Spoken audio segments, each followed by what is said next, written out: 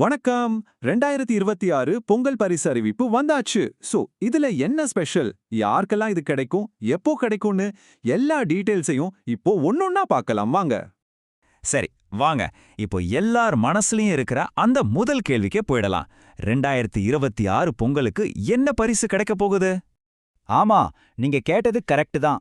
தமிழ்நாடு முழுக்க இருக்கிற எல்லா ரேஷன் கார்டு வச்சிருக்கிறவங்களுக்கும் இந்த தடவை 5000 ரூபாய் ரொக்க பரிசு கொடுக்க போறதா அறிவிச்சிருக்காங்க.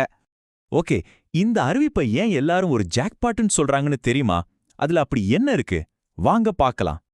இப்ப பாருங்க, 2025க்கும் இந்த வருஷத்துக்கும் உள்ள வித்தியாசத்தை பார்த்தாலே உங்களுக்கு புரிஞ்சிடும்.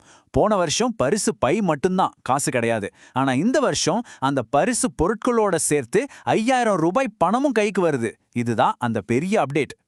அந்த 5000 ரூபாய் பணம் மட்டும் இல்லைங்க, அதோட சேர்த்து நம்ம வழக்கமான பொங்கல் பரிசு பொருட்களான 1 கிலோ பச்சரிசி, 1 கிலோ சர்க்கரை, அப்புறம் ஒரு முழு நீள கரும்பு, இது எல்லாமே உண்டு.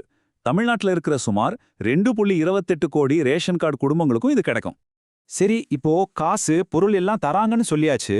ஆனா அது நம்ம கைக்கு எப்போ வரும்? எப்படி கொடுப்பாங்க? அந்த டீடைல்ஸை இப்ப பார்க்கலாம். இந்த ப்ராசஸ் ரொம்ப வேகமா நடக்க போகுது.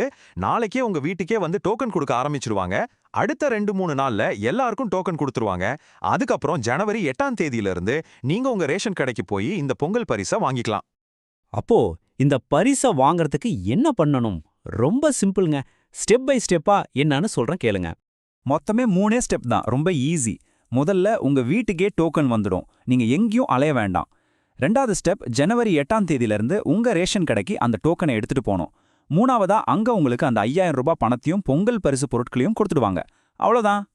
ஓகே, இப்போ ஒரு ரொம்ப முக்கியமான விஷயத்துக்கு வருவோம். இந்த பரிசு எல்லா ரேஷன் கார்டு வச்சிருக்கிறவங்களுக்கும் கிடைக்குமா, இல்ல சில பேருக்கு கிடைக்காதுன்னு ஏதாச்சும் கண்டிஷன்ஸ் இருக்கா? இப்போதைக்கு கிடைச்சிருக்கிற அதிகாரப்பூர்வமற்ற தகவல்கள் என்ன சொல்லுதுன்னு பார்ப்போம். இப்போதைக்கு வந்திருக்கிற தகவல் படி சிலருக்கு இது பொருந்தாதுன்னு சொல்றாங்க. யாருக்கெல்லாம்னா, மத்திய மாநில அரசு ஊழியர்கள், இன்கம் டாக்ஸ் கட்டுறவங்க, பொதுத்துறை நிறுவனங்கள்ல வேலை செய்றவங்க, அப்புறம் பாத்தீங்கன்னா கடந்த ஒரு 8-9 மாசமா ரேஷன் கார்டையே யூஸ் பண்ணாதவங்க, இவங்களுக்கெல்லாம் கிடைக்காதுன்னு ஒரு பேச்சு இருக்கு. ஆனா ஒண்ணு நல்லா ஞாபகம் வச்சுக்கோங்க, இந்த லிஸ்ட் இன்னும் கன்ஃபார்ம் ஆகல. இது அதிகாரப்பூர்வமற்ற தகவல் தான். அரசாங்கம் இதுக்குன்னு தனியா ஒரு அரசாணை வெளியிடும். அது வர்ற வரைக்கும் நாம வெயிட் பண்ணி தான் ஆகணும். அப்போ இந்த எல்லா குழப்பத்துக்கும் ஒரு தீர்வு வேணும்னா நமக்கு அந்த அதிகாரப்பூர்வ அறிவிப்பு வந்தாகணும் இல்லையா?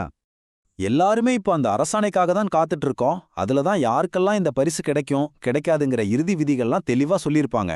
அது ரொம்ப சீக்கிரத்துல வெளியாகும்னு எதிர்பார்க்கலாம். மக்கள் எல்லாருமே இப்போ அந்த உறுதியான தகவலுக்காக காத்துட்டு இருக்காங்க. ஆனா அவங்க மனசுல இருக்கிற ஒரே கேள்வி, அந்த அரசாணை இன்னைக்கே வெளியாகுமா?